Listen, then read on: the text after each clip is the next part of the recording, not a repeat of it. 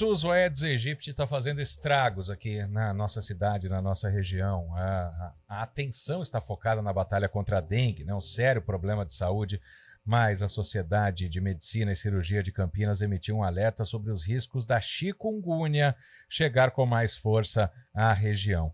São 3 casos já registrados aqui na cidade de Campinas e agora a gente vai conversar com o epidemiologista da Sociedade de Medicina e Cirurgia de Campinas, Dr. André Ribas Freitas. Boa tarde, doutor André. Obrigado por nos atender mais uma vez aqui na CBN.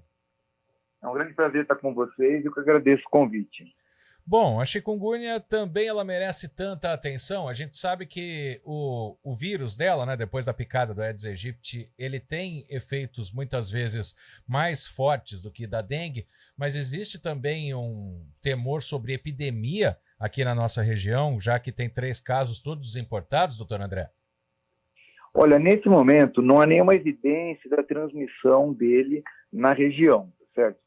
No entanto, ele ele está causando, nesse momento, uma epidemia bastante intensa na região do Rio Preto. Nos anos passados, causou algumas epidemias já na Baixada Santista, né?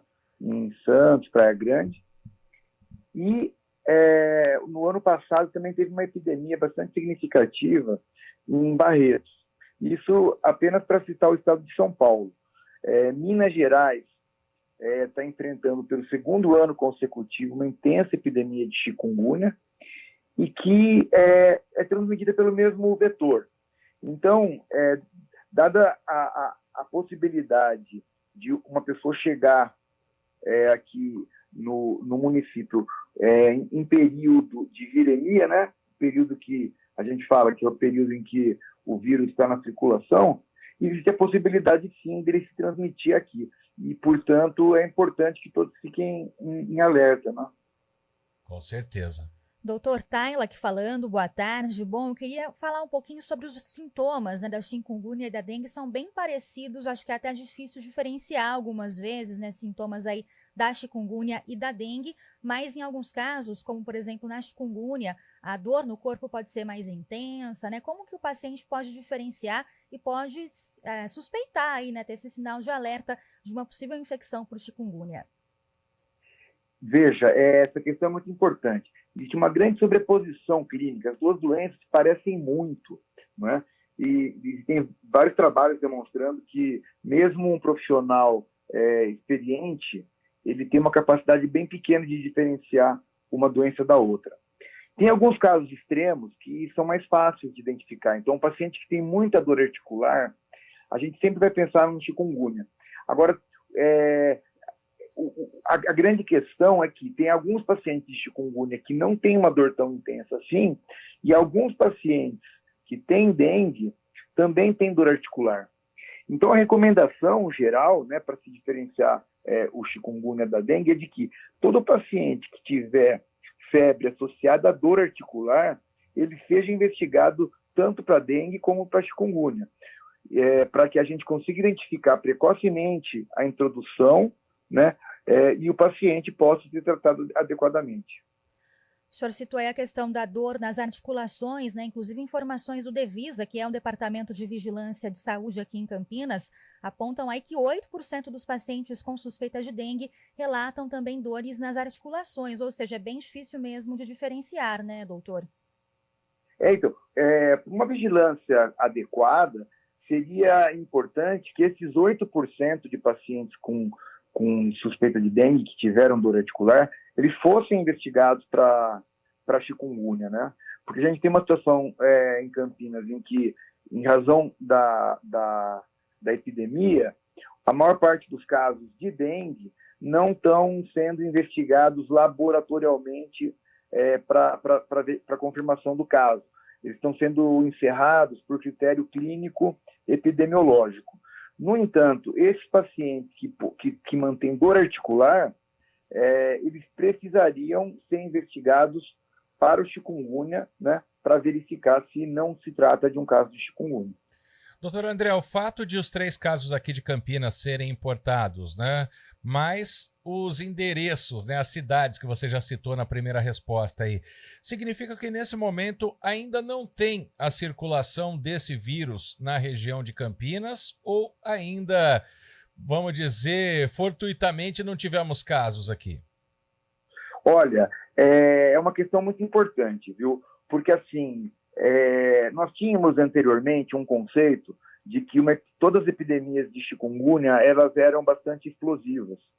Esse conceito está um pouco ultrapassado. Na verdade, tem um trabalho muito interessante que foi publicado por um grupo de pesquisa de Rio Preto, em que eles identificaram a transmissão do chikungunya lá na cidade há mais de 2 anos, não é?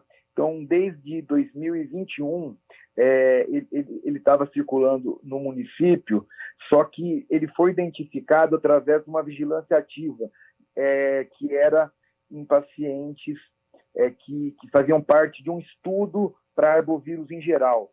Então, não foi identificado através da vigilância rotineira. Isso demonstra que o vírus do chikungunya ele pode começar uma circulação branda até que chega um momento que ele dá uma grande epidemia, que foi o caso que aconteceu esse ano.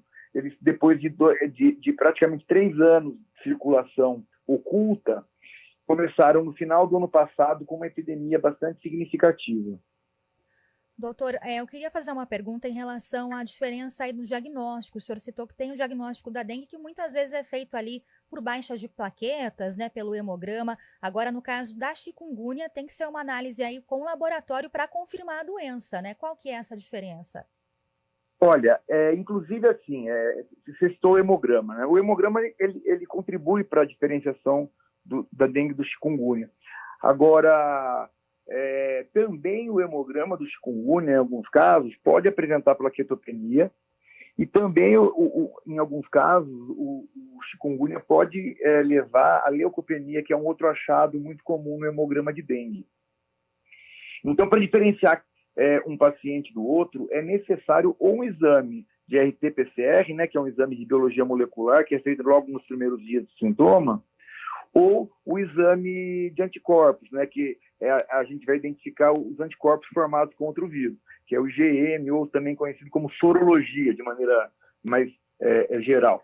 Então, é importante que, uma vez o paciente tendo dor articular, ele informe seu médico e o médico solicite esses exames para que a gente consiga identificar se realmente se trata de mais um caso de dengue, entre muitos que já estão acontecendo no município, ou de uma doença que pode estar sendo introduzida, que é capaz de causar formas clínicas bastante graves, né, e levar uma proporção maior de pacientes à morte, que é o chikungunya. Maravilha. Bom, acho que as dúvidas estão tiradas. Só uma frase rápida, doutor André, para a gente encerrar aqui. Apesar de ter chikungunya em Campinas, ainda não é motivo para pânico, podemos dizer dessa forma?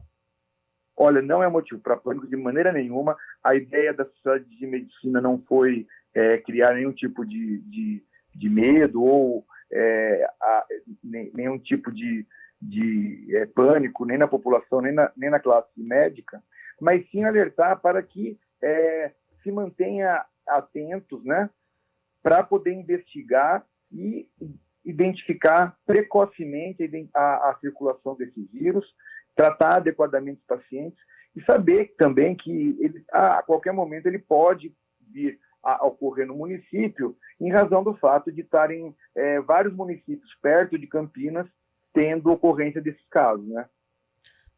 Tá dado o recado, então. André